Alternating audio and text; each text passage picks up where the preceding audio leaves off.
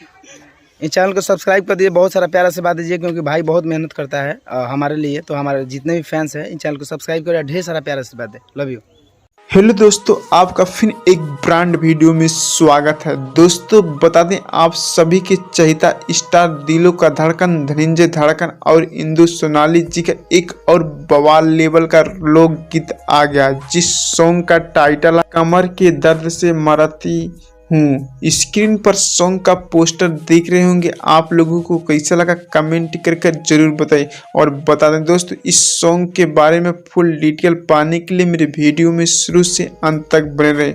और बता दें दोस्तों, अगर आप हमारे चैनल पे नए हो तो चैनल को लाइक शेयर सब्सक्राइब करना ना भूलें।